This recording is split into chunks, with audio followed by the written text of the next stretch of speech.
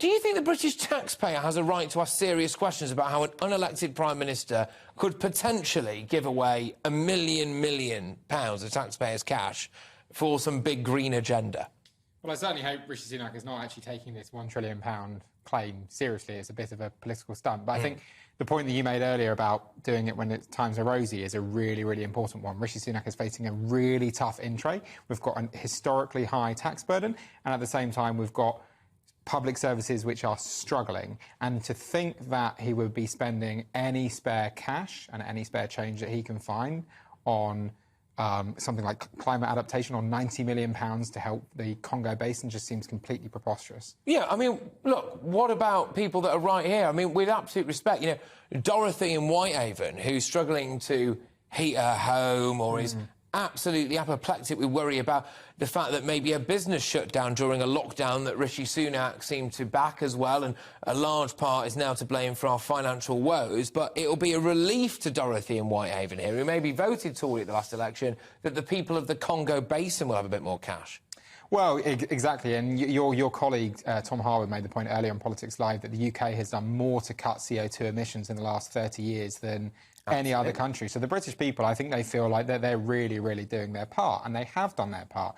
And to think that they're now going to have to be spending billions of pounds, potentially billions of pounds, I mean, the government has said it's committed to the £11.5 billion that it's pledged for climate science, just seems completely absurd, and it's money that would be better used towards tax cuts and funding our public services. Yeah, 100%. Since you mentioned Tom Harwood there, I'll just bring him back up, actually, because he did make a fantastic point. I'm just going to make it now.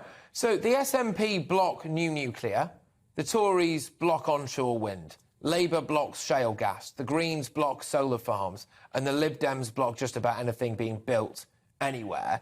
He is making the point, as I think most people would have to agree with, which is this is contributing to Britain now being in decline. And then when you look at the fact that on top of all of this, supposedly £1 million is going to go overseas again, it's starting to look like our politicians actually really don't like this country. Yeah, and it's frustrating because actually where Britain could really contribute to helping to deal with climate change would be in innovation and in technology. And that's exactly the sorts of areas where we're a very innovative country and we could be taking steps to produce the technological solutions that actually would really, really help countries around the world, much more than a 50 million here, 100 million there. But this is the thing, and I've been asking our public a lot this show, gbviews@gbnews.uk, get those views coming in. When you look at this kind of expenditure on these kind of policies that are designed predominantly to have an effect elsewhere, not domestically, is this referendum territory for the taxpayers? Should taxpayers, I know, the sigh that greets any kind of referendum topic, but I wonder whether or not all of the painstaking things that would go into a referendum, is it worth it? Because so often the Taxpayers Alliance, do taxpayers not have a right to have a vote on this amount of expenditure?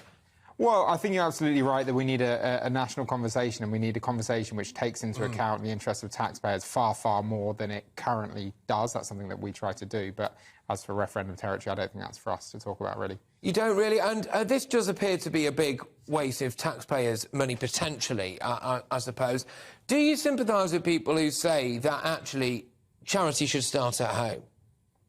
Yeah, I mean, absolutely. And listen, particularly at a time when, you know, taxpayers are already facing, whether it's a hike in alcohol duty, an increase in corporation tax, the scrapping of the income tax cut. People are already really struggling. Inflation is through the roof. We're looking at a potential freezing of income tax thresholds. That's going to cause enormous damage to people over the next couple of years. And if they're told that part of that is being used to fund the development or conservation in the Congo Basin, I think that really takes a biscuit. Yeah, indeed. I keep banging on about this, but some of it apparently to Pakistan. I understand terrible flooding over there, obviously shocking flooding over there.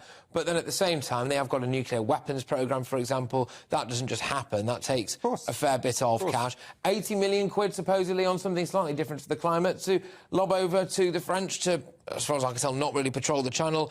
I can't help but feel as though taxpayers are getting a rum deal, which is why it's good to have people like yourself in their corner fighting for them.